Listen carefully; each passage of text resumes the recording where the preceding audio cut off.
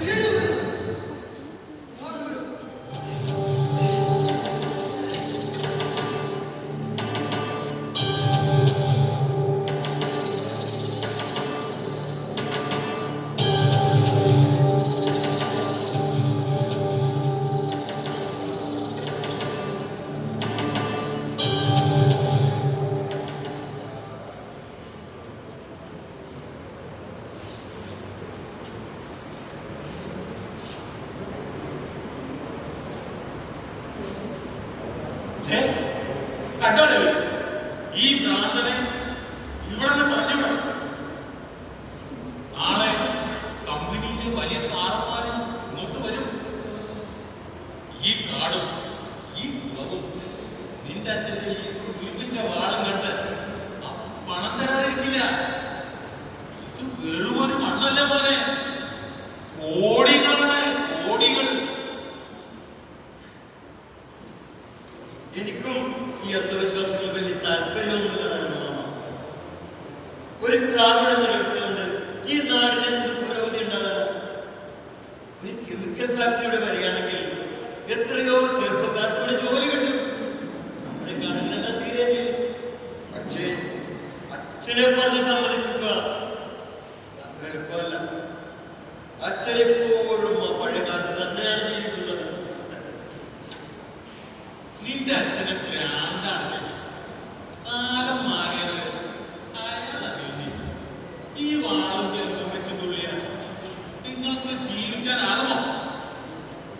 ഈ നീ വിദേശത്ത് പഠിച്ചവനല്ലേ? നീ വിചാരിച്ചാൽ ഈ തറവാടും ഈ കാവും വിൽക്കാൻ നിയമപരമായിട്ട് നിനക്ക് ഒപ്പിടാം. നിനക്കും അവകാശപ്പെട്ട മണ്ണല്ലേ ഇത്?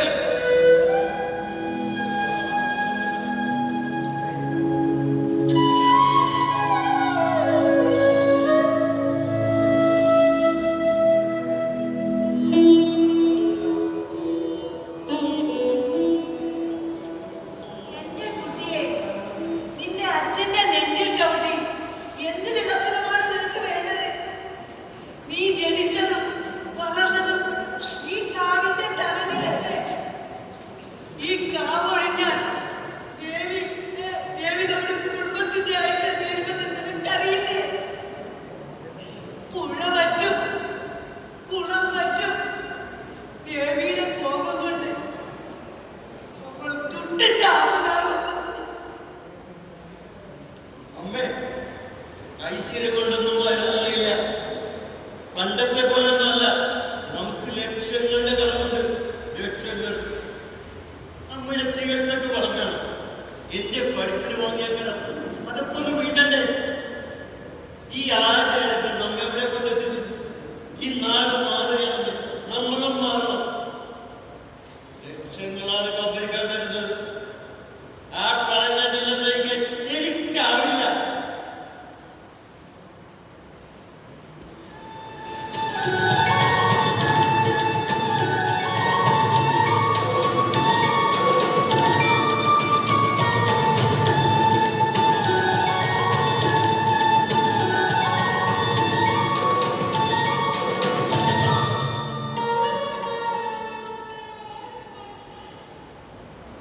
ആരാണ് ആരാണ് ഈ എന്റെ മണ്ണിന്റെ നിൽക്കുന്നത്? ആരുടെ കരുതലാണ് ഈ മണ്ണിൽ പതിഞ്ഞിരിക്കുന്നത്? ലക്ഷ്മി, ദേവി കോപിക്കുന്നു. വരാനിരിക്കുന്നത് വലിയൊരു വിനാശമാണ്. ഞാൻ കാണുന്നുണ്ട് സർപ്പങ്ങൾ ഈ കാവ് വിട്ടു പോകുന്നത്. ഞാൻ കാണുന്നുണ്ട് ലക്ഷ്മി, ഞാൻ കാണുന്നു. ശങ്കര, നിനക്ക് ഭ്രാന്ത. ഇത് ഞാനാണ്, നിന്റെ സ്വന്തം നാരായണൻ. നിന്റെ നന്മയ്ക്ക് വേണ്ടിയാണ് ഞാൻ ഈ പറയുന്നത്. കാലം മാറി. ഈ വാളും ചിലമ്പം വെച്ച് നിനക്കിനി ജീവിക്കാനാകില്ല.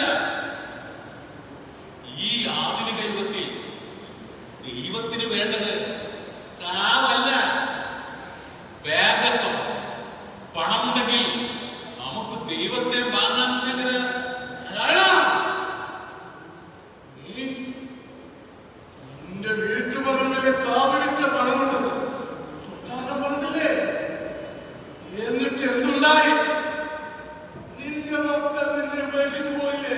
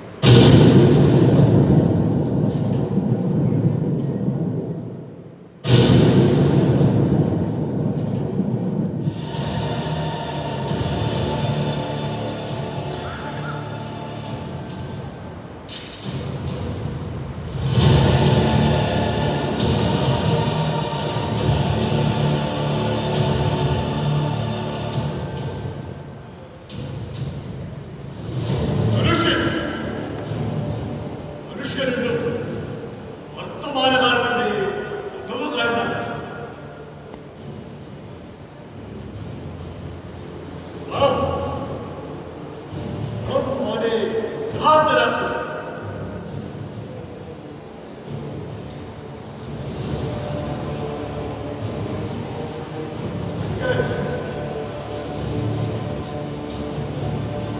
ഈ നാടിന്റെ കാവലാണ്